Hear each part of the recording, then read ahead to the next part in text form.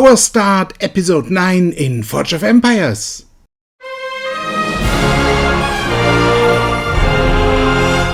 At the end of the PowerStart 8 video, we had to donate 20 goods to our guild.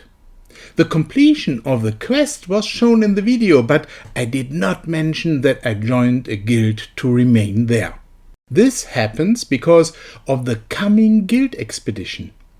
Enabling additional levels of the guild expedition requires a guild to spend goods every week, depending on the age and number of guild members.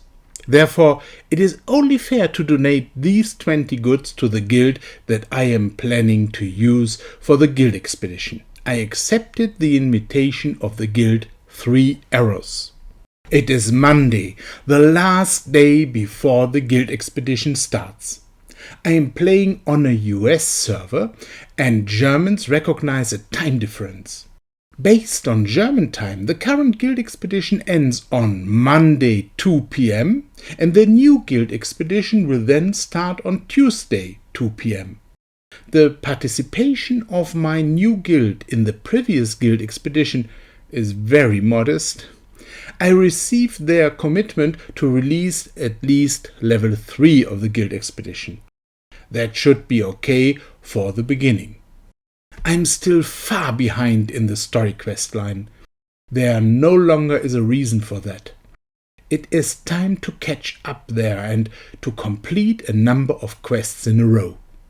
I just collected all coins, as the new quest asked me to collect some more. Demolishing an old Bronze Age supply production provides the required number of coins.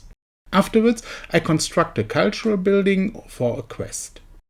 I decide for the cheapest cultural building that still makes sense. We definitely have enough happiness in our city, even for future growth. Our forge points are invested in the technology tree. Beside that, I sometimes invested a bit in great buildings of other players. Every once in a while, I receive the bonus resulting from that. Whenever I discover an interesting target to invest in, I do so again, as shown at an Oracle of Delphi. 50 of the required 60 forge points have already been paid. Investing 6 forge points secures my first rank, and I will receive back a bonus of 15 forge points.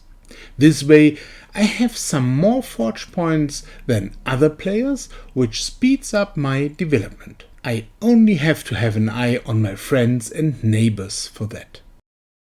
We then upgrade the tavern one last time before the guild expedition. We now have to save some silver to be used in the guild expedition. Also, the goods production should grow a bit before the guild expedition starts. The province Kakaako provides another expansion. This is great as we need more space to enhance the Iron Age goods production.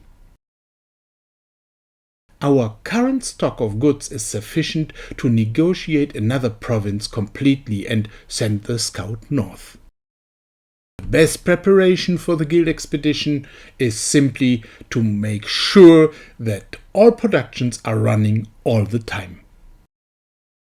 In the technology tree, we enable military tactics. I emphasize this so much as from now on, other players will be able to attack us and plunder a production. We now have to pay even more attention. In return, we make progress in the quest line. Only little tasks have to be done, like building a couple of decorations and paying some coins. The main tasks have already been completed. This way, we catch up in the quest line. Deleting a military unit still is a challenge. This will change completely with the guild expedition, but until then, we only can build a spare fighter barracks, train a spare fighter, and delete it. Luckily, this only takes a few seconds. Afterwards, the next quest matches the current task of our scout, exploring the province north of West Nagar. We now can be sure that the effects of the initial goods problem have been eliminated completely. We are making great progress. The number of silver coins is growing. Tomorrow we will have to spend 1,500 of these. The scouted province in the north will also provide another expansion. This comes in handy as the city needs more Iron Age good production buildings.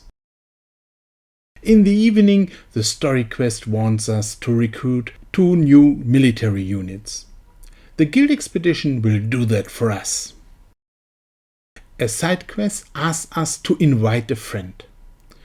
This is impossible as we already have more than 80 friends. Therefore, we say goodbye to the most inactive of these friends and instead we invite one more player to enter our friends list. Sending out the invitation is already enough to complete the quest. A player's reaction is not required. We get a 10 forge point package into our inventory.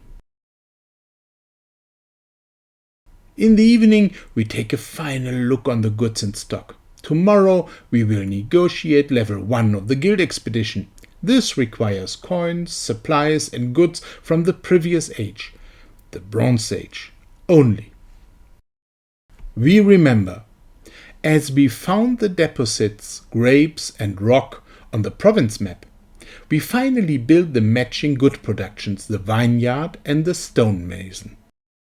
Good productions have 2 interesting production options. 5 goods in 4 hours and 10 goods in 8 hours. I tried to have 2 productions of 8 hours and 1 of 4 hours in each production building every day. This is a daily total of 25 goods per production building. 3 vineyards and 3 stonemasons produce 75 wine and 75 stone, a total of 150 goods every day. We can trade these for other Bronze Age goods 1 versus 1. As other players have other good deposits and concentrate on producing these. Therefore, everybody is interested in trading these goods. This allowed us to build a good stock of all Bronze Age goods. This is a great preparation for the guild expedition, which will start tomorrow.